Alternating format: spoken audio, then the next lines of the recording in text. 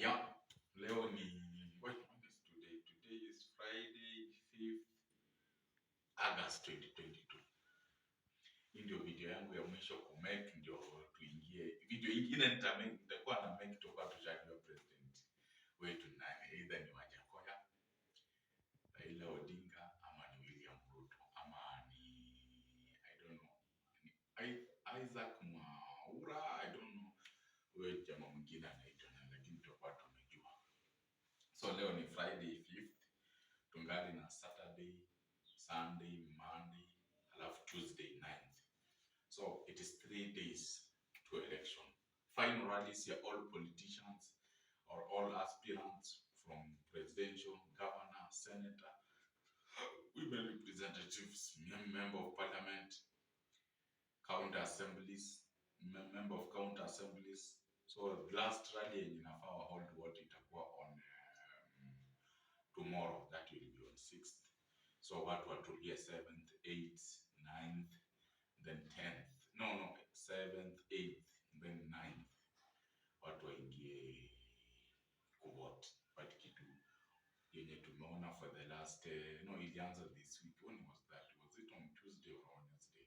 Around that day, tulianza kuona some leaflets in Rift Valley. In some parts of Rift Valley zinasema onyo, I don't know, here everybody should vote for William Samoei Ruto or else vitu mbaya zitafanyika.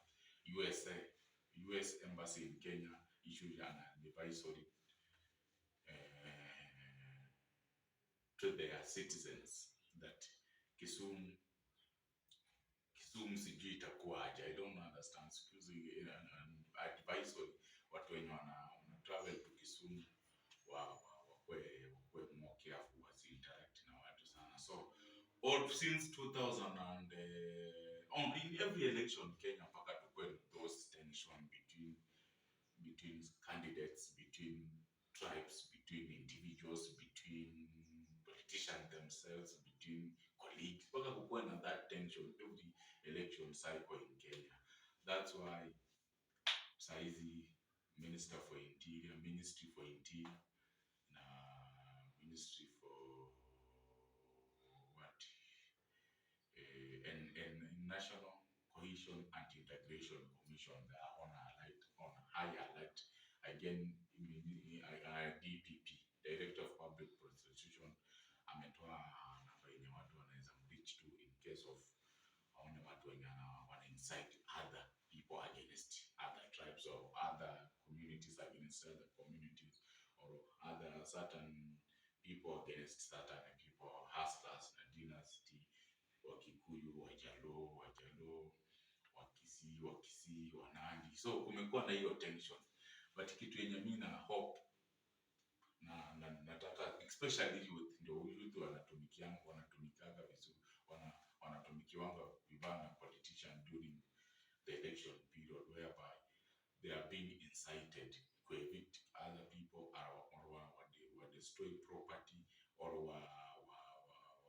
wafanye nini, either to evict their fellow citizens, to destroy property, or to demonstrate or to vandalize private even government and private businesses or private buildings zenye watu wanaoccupy, people they perceive hawakuvotia candidate wao, or people they perceive are a threat to them, or people they perceive wame street, like what happened in 2007 during post-election violence, whereby most Kenyans felt that Wakikuyu wamekwanga wakinyakua their land, so that was the ample time for them to evict them from their farms.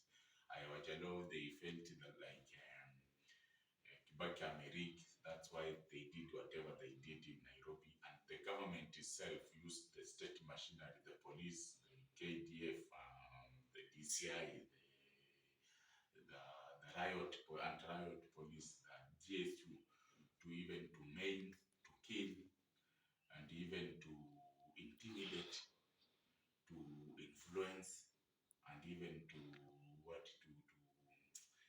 intimidate, even to manipulate the election. So hizo vitu zote zilifanyika tu 2013 hatukuziona because now watu wa understand how systems of governments work. If you have any grievances, you have to go to the Supreme Court. Supreme Court must make that ruling within 14 days. So watu wako wanatulia. 2007 hatukuwa nayo.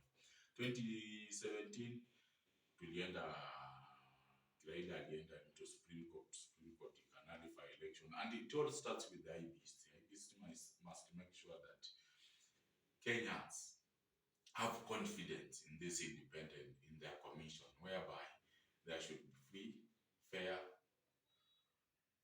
verifiable, and reliable election, whereby every vote must count. Wasianze kufanya hiyo ujinga wamekuanga wakifanya, whereby sijui sawa ilifanyaje, sijui form 34A, I don't know what, sijui sawa zimeenda France, I don't know nini.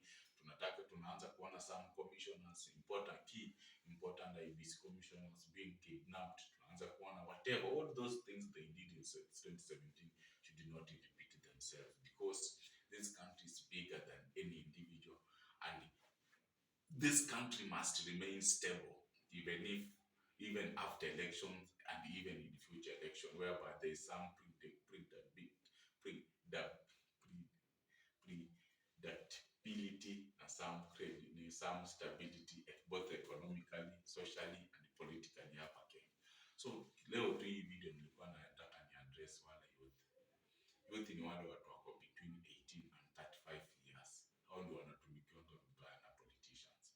Ndio nakubali there is a high unemployment, kuna high cost of living, kuna poverty, kuna some frustration whereby ulivotia candidate fulani ukadhani ata make things to be easier, hakufanya hivyo. But we must be tolerant, we must be patient, we must be accountable, we must be responsible, we must be disciplined between amongst ourselves, so that the country to grow to the next level.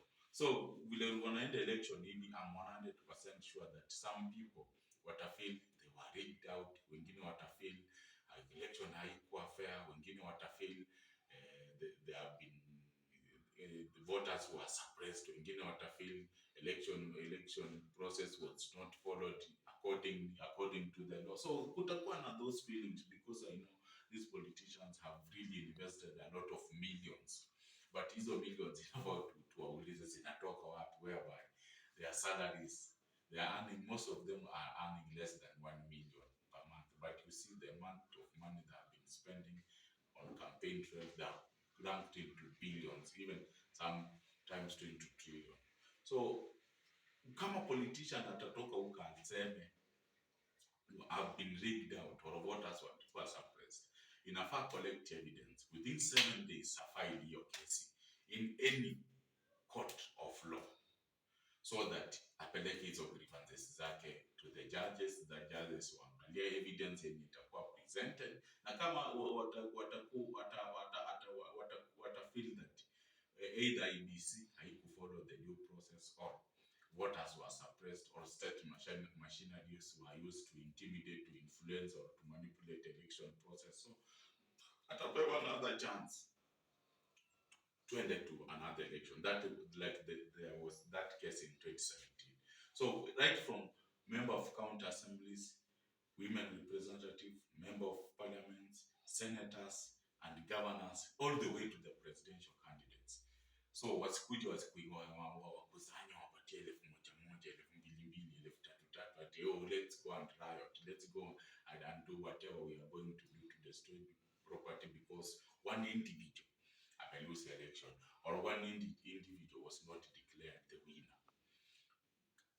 Could resist, waambie no, we have channels that you must follow for air your grievances. Na kama zitakuwa hard, utapatiana sufficient evidence na prove that whatever you are saying really happened during the election period, then you will have a chance.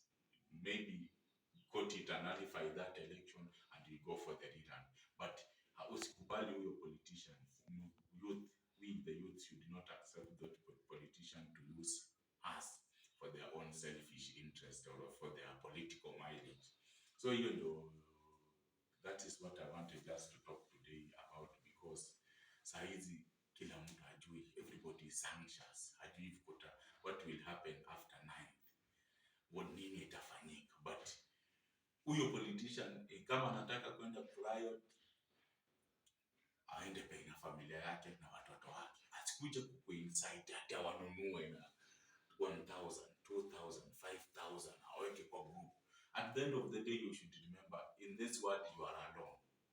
Maybe uko na watoto, maybe uko na bibi, maybe you have parents wenye wanadilai kwako, you still have a bright future ahead. If kuna vitu zenye inafaa ufanye, inafaa ujenge nyumba kama hii, you must do some investments, you must, even if you are in school, you must further your education, you must improve your health in terms of fitness. So kuna vitu zenye inafaa ufanye beyond politics. Usikubali kutumikiwa vibaya, majorly youth. Higher politicians, we beg you, kama watasema ume lose election, the only thing you have to do, feel that process ikufuata, why end of file case kotini, then watakusikiza. Usincite watu, other tribes against other tribes, other communities against other your supporters against another supporters, another person supporters, or your competitors supporters. So kusikue na hiyo commission. Naomba sana by 10th August, vile sahi kuko sahi peaceful, watu wanafanya their businesses, watu wanafanya goods and services zina move freely. Hivyo ndio naomba by 10th, God willing kutakuwa hivyo, because hii country vile nimesema back ni bigger than any other individual. Haya, naweza rudi, kila watu wananiulizanga which post is important. Post yenye hata nimeshai make videos kupatiana difference to that. Umepanga nimesema in my own mind, in my own experience, in my own thinking, in my own belief, na believe that the most important seat ni a governor, a member of county assemblies. Because saizi tuko in a devolved system of government whereby resources zinatoka national government zinakuwa devolved at county level. So make sure you are a member of county assembly, you are a governor, you've elected somebody who is corrupt free, somebody who is honest, somebody who is responsible, somebody who is disciplined enough, somebody who will be accountable na hizo resources zenye watampatia as control for the next 5 years. So ukielect mtu mwenye unajua this person is not disciplined, mtu si accountable, unamweka control hizo resources, vile zitapotea ni wewe unapoteza na your generation to come. Unajua mtu ni corrupt, mtu ana practicing any moment yenye anapata, any chance yenye anapata, ana practice nepotism, ana practice tribalism, unamweka kwa seat important like that of the governor. No, don't make that mistake. Vet your leaders. I know since they have been campaigning since, I don't know, 2017 or 2018, you've been listening to them on campaign trail, in media houses, back at home, in various functions. Umekwanga ukiwasikiza haya, you've read on the internet what they are doing, you've heard other people talking about them. So you have to listen on both sides, then make your own decision. Haya, so hiyo kama mtaelect governor mwenye ajui chenye anafanya, governor mwenye atafika mahali atichoo 2 doors of toilets anajenga na 2 million, governor mwenye atanunulia wheelbarrow na 2 million ama na 3 million, governor mwenye barabara yenye inafaa jenge na 100 billion anaweka 400 million, gari inafaa nunuliwe na 3 million ananunulia na 9 million. Usielect governor kama. So the most important cities are in our current governance system ni our governor. Forget other seats, ni our governor na county assemblies, because hawa watu ndio wako at grassroots level, wanafaa make resources ziko well utilized in terms. Governor ndio inafaa make sure that all these dispensaries, all hospitals ziko na madawa, inafaa make sure that there is a security in that county, inafaa make sure that there is quality infrastructure, roads and whatever. Inafaa make sure that kuna discipline kwa hiyo county yake, inafaa make sure kuna food ya kutosha, inafaa make sure that youth come up na policies zina empower youth, zina empower women, zina empower those people with disabilities. I enact laws that are favorable to business within that county. So I make sure that farmers wanapata zenye wanatakana ndio wafanye their farming, wanataka their farm inputs zenye ziko right. Inafaa invest into agriculture, invest into aquaculture, invest into mining, invest into processing, invest into manufacturing. So hizo through those avenues ndio zina create employment na society, living standards ya kila mtu inapanda. Lakini ukielect governor mwenye anataenda tu na robieni kupiga siasa from ile ameelected the day he or she was elected, ni kupiga tu siasa Nairobi, akisahau nyumbani vile kunakaa. Unapata other leaders hata kwenda kwake barabara ipitiki, the roads they are using are impassable, poor drainage, kuna takataka everywhere, no sanitation in that particular city or in that particular area. So saa hizi tuta make sure tu mtu mwenye unaenda kuelect ako accountable, ako responsible, ako disciplined na ako committed kukuserve wewe kama an ordinary citizen. Will he or she create an environment where you can grow even in your small way? Unaweza grow and expand. Kama ulikuwa una pikipiki, unaweza nunua tuktuk, unaweza nunua another motorcycle to employ another person. So hizo vitu ndio inafaa muangalie tukienda election. Na after election tujue nchi na iendelee, irrespective mtu amechaguliwa na mtu mwenye hajachaguliwa, they can try another time. No incitement, no ethnic profiling, no whatever. We should not allow that, we as the youth. Again, kitu yenye ilifaa niongelee tena ni mambo na tribalism. Usiende kupiga kura because of ati unapigia mtu because ni tribe yako. Na believe me, right or wrong, okay, make that decision, unapigia mtu because anatoka kwa community yako ama ni because of tribe, anatoka kwa tribe yako, wewe ndio utalose.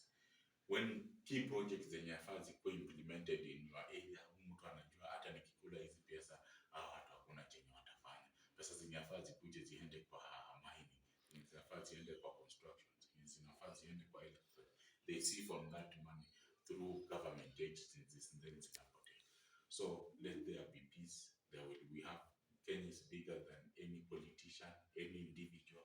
We still need this country so that we can move ahead after election. Hiyo ndio decision yangu ya leo, hiyo ndio